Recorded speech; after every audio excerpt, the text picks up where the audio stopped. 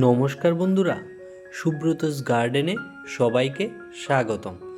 বন্ধুরা, আজকে আমি আমার ছাদ বাগানের গাছগুলার কিভাবে পরিচর্যা করি তা নিয়ে আপনাদের সঙ্গে আলোচনা করব। অনেকেই আমাকে কমেন্ট করে বলেন আমি কিভাবে গাছগুলার মাটি তৈরি করি বা গাছগুলার কিভাবে যত্ন পরিচর্যা করি, তো তা নিয়ে আজকের এই ভিডিওটি। তো সবাইকে অনুরোধ করব ভিডিওটি লাস্ট অবধি দেখার জন্য। বন্ধুরা, এটি হলো আমার ছাদ বাগানের একটি ব্যানানা ম্যাঙ্গো আম গাছ। এই গাছটিতে এইবার দেখুন কত সুন্দর ফলন এসেছে। সম্পূর্ণ গাছটি ফলে ভরে গেছে। তার একটি প্রধান কারণ হলো গাছের সঠিকভাবে পরিচর্যা। আমরা যদি যে কোনো গাছ ছাদ বাগান বা মাঠ বাগানের ভালোভাবে পরিচর্যা করি, তাহলে এত ছোট গ্রো ব্যাগের মধ্যেও গাছ ফলন দিতে বাধ্য। আমার এই গাছটির আমগুলি দেখুন প্রায় 400 থেকে 500 গ্রামের ওজন হয়ে গেছে এবং আমগুলোও ধীরে ধীরে পাকছে।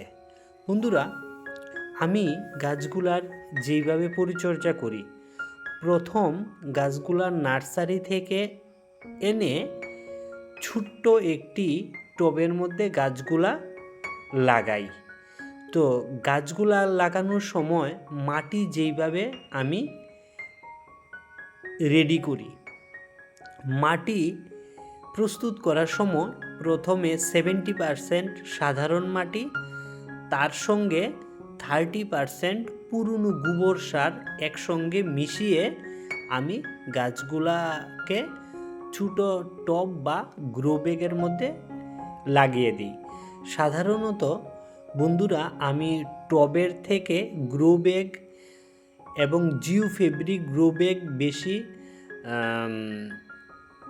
এইগুলার মধ্যেই আমি বেশি গাছগুলা লাগাই।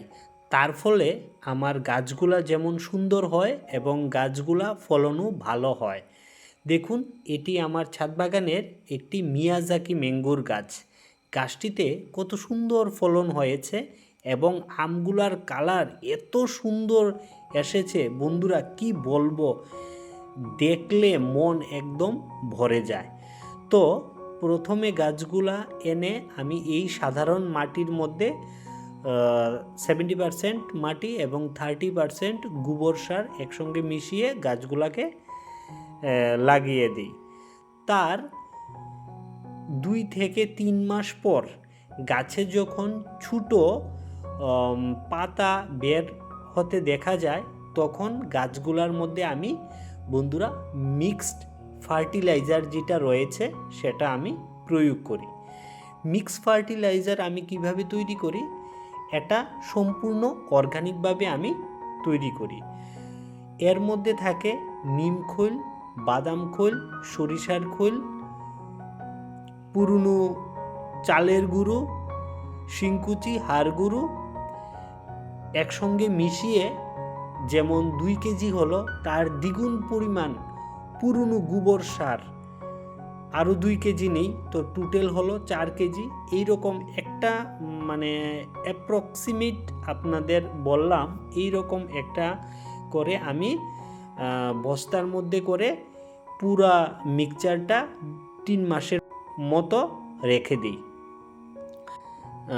তারপর 3 মাস পর আমি গাছের গুঁড়ির মধ্যে, যখন নতুন পাতা বের হয় তখন গাছের গুঁড়ির মধ্যে আমি 200 গ্রাম, গাছ বুঝে কোনো সময় 300 গ্রাম, 400 গ্রাম বা বড় গাছ হলে 500 গ্রামের মতো আমি গাছের গুঁড়ির মধ্যে দিয়ে দিই। এটা হলো মিক্স ফার্টিলাইজার। তো এইটা আমি 3 থেকে 4 মাস অন্তর অন্তর আমি গাছ গুঁড়ির মধ্যে দিয়ে দিই। বন্ধুরা, আম গাছের ক্ষেত্রে বেশি যত্ন লাগে না, আর আপনারা যদি আম গাছের ক্ষেত্রে বেশি যত্ন করেন তাহলে গাছের পাতা পুড়ে যাবে। তো এই মিক্স ফার্টিলাইজারটি আমি গাছের গুঁড়ির মধ্যে দিয়ে দিই। দেখুন বন্ধুরা, এটি আমার আরেকটি ব্যানানা ম্যাঙ্গো আম গাছ এবং এই গাছটিতে বর্তমানে 10 থেকে 13টির মতো আম ধরে রয়েছে এবং আমগুলা দেখতে বেশ সুন্দর লাগছে। বন্ধুরা, তারপর এই যে গাছের মধ্যে এখন আম ধরে রয়েছে, এই অবস্থায় গাছের মধ্যে জলের ব্যবস্থাপনাটিও ঠিক রাখতে হবে। আমরা যদি গাছের মধ্যে জলের ব্যবস্থাপনাটি এই অবস্থায় ঠিক না রাখি তাহলে আমগুলা বড় হবে না এবং আমের মধ্যে ভালো মিষ্টতাও আসবে না। তার জন্য গাছের মধ্যে জলের ব্যবস্থাপনাটি একদম মুকুল আসা থেকে শুরু করে একদম আমের গুটি সেট হওয়া, আম ধীরে ধীরে বড় হওয়া, সম্পূর্ণ প্রসেসে জলের ব্যবস্থাপনাটি ঠিক রাখতে হবে। একদিন যদি জলের এদিক সেদিক হয়ে যায় তাহলে গুটি ঝরার সম্ভাবনা বেশি থাকে। এটি হলো বন্ধুরা আমার ছাদ বাগানের একটি কাটিমন আম গাছ। এই গাছটিতে 13 থেকে 15টির মতো আম ধরে রয়েছে এবং এই আমগুলা বছরে 2 থেকে 3 বারের মতো হয়। তার পাশাপাশি বন্ধুরা আমি মিক্সড ফার্টিলাইজারটি তো গাছের মধ্যে ব্যবহার করি 3 মাস অন্তর অন্তর। তার পাশাপাশি সবজি পচা জল এবং সরিষার খৈল বীজাণু জল 15 দিন অন্তর অন্তর অল্টারনেটিভভাবে গাছের গুঁড়ির মধ্যে দিয়ে দিই। আম গাছ হোক, লেবু গাছ হোক, কুল গাছ হোক বা অন্য কোনো সাইট্রাসের অন্য কোনো ভ্যারাইটির গাছ হোক, আমি এই 1 তারিখ যেমন সবজি পচা জল দিলাম তার ঠিক 15 দিন অন্তর আমি খৈল পচা যেই জলটা রয়েছে 7 দিন প্রসেসিং করে তারপরে গাছের গুঁড়ির মধ্যে এইভাবে 15 দিন অন্তর অন্তর গাছের গুঁড়ির মধ্যে আমি দিয়ে থাকি। তাতেই গাছ সম্পূর্ণ সুস্থ থাকে। অনেকে বলে সরিষার খৈল বীজাণু জল আম গাছের মধ্যে বেশি দেওয়া ঠিক না। আমি তো ব্যবহার করি। দেখুন আমার গাছে কোনো ধরনের পাতা পুরা রোগ আছে কিনা বা কোনো ধরনের কীটপতঙ্গের আক্রমণ আছে কিনা। তো বন্ধুরা, নিয়মিতভাবে সঠিক মাত্রায় যদি আপনারা ছাদ বাগানের গাছগুলার পরিচর্যা করেন তাহলে গাছে কোনো ধরনের এফেক্ট পড়বে না এবং গাছও সুস্থ এবং সবল থাকবে। তার পাশাপাশি বন্ধুরা আমি আমার ছাদ বাগানের গাছগুলাতে কীটনাশক এবং ছত্রাকনাশকও প্রয়োগ করে থাকি। তো যেহেতু আমরা ছাদ বাগানে গাছ করি তার জন্য বেশি পরিমাণে রাসায়নিক খাবার বা রাসায়নিক সার প্রয়োগ করা যাবে না, বা প্রয়োগ করলেও মাটির যে পিএইচ লেভেল আছে সেটিও নষ্ট হয়ে যাবে। তার জন্য আমি বন্ধুরা কীটনাশক হিসাবে যেটি জৈবিকভাবে রয়েছে কাকা, সেটিই বেশি ব্যবহার করি। আর যখন আম গাছের পাতায় প্রথম কুড়ি পাতা আসে তখন রাসায়নিক যে কীটনাশকটি রয়েছে প্রফেক্স সুপার, সেটি অনেক সময় ব্যবহার করি আবার অনেক সময় ব্যবহার করিই না। তো বেশিরভাগ ক্ষেত্রে আমি কাকাটি ব্যবহার করি। 1 লিটার জলে 1 ml নিয়ে মুকুল আসার আগে বা কচি পাতা যখন আসে তখনও আমি এইটি গাছের মধ্যে প্রয়োগ করে দেই। আর সাইট্রাসের ক্ষেত্রে বন্ধুরা একটু আলাদা ধরনের ট্রিটমেন্ট হয়, এটা আমি অন্য কোনো ভিডিওতে আলোচনা করব। আর তার পাশাপাশি ছত্রাকনাশক হিসাবে আমি বন্ধুরা ম্যানকোজিব এবং কার্বেন্ডাজিম গ্রুপের যে ছত্রাকনাশকটি রয়েছে সাফ, এটি ব্যবহার করি।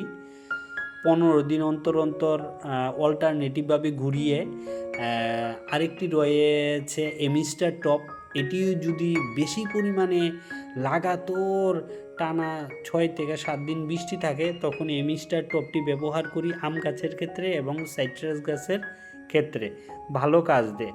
তার পাশাপাশি সাইট্রাস এবং আম গাছের ক্ষেত্রে ব্লাইটক্স এবং ব্লু কপার যে ছত্রাকনাশকটি রয়েছে এটিও ব্যবহার করি, এটিও ভালো কাজ দেয়। 1 লিটার জলে 2 গ্রাম নিয়ে 15 দিন অন্তর অন্তর। এবং বন্ধুরা আমি প্র্যাকটিক্যাল দেখেছি কীটনাশক এবং ছত্রাকনাশক যদি আমরা একসঙ্গে মিশিয়ে গাছে স্প্রে করি তাহলে অনেক সময় গাছের পাতা নষ্ট হয়ে যায় এবং হলদে কালার হয়ে যায়। তার জন্য আমি অবশ্যই বলবো একসঙ্গে আপনারা কোনো সময় ব্যবহার করবেন না। তার পাশাপাশি বন্ধুরা আমি একটি মাইক্রো নিউট্রিয়েন্টও মুকুল আসার আগে এবং মুকুল আসার গুটি সেট হওয়ার পরেও ব্যবহার করি, সেটি হচ্ছে দুর্বিগোল্ড। সেটি খুব ভালো কাজ করে এবং আপনারা তো দেখছেনই কত সুন্দর ব্যানানা ম্যাঙ্গো হয়ে রয়েছে এবং সমস্ত গাছে ব্যানানা ম্যাঙ্গোতে ভরে গেছে। তার পাশাপাশি বন্ধুরা এই অবস্থায় বুরন 0050ও আমি গাছের মধ্যে 15 দিন অন্তর অন্তর স্প্রে করে দিই। তাতেই গাছ সুস্থ এবং সবল থাকে, গাছে কোনো ধরনের কীটপতঙ্গের আক্রমণ থাকে না এবং গাছে প্রচুর পরিমাণে ফল দেখতে পাওয়া যায়। তো বন্ধুরা আপনাদের সঙ্গে আমি শেয়ার করলাম আমার কিভাবে যত্ন পরিচর্যা করি গাছগুলাতে। তো বন্ধুরা আপনারা দেখতে পেলেন আমি আমার ছাদ বাগানের গাছগুলাতে যেইভাবে যত্ন পরিচর্যা করি এবং যত্ন পরিচর্যার ফলে কি রেজাল্ট এসেছে আপনারা তো দেখতে পেলেন। আপনারা আপনাদের ছাদ বাগানের গাছগুলাতে যদি এইভাবে পরিচর্যা করেন তাহলে এই রকম ফল পেতে পারেন। তো বন্ধুরা ভিডিওটি আর দীর্ঘায়িত করছি না।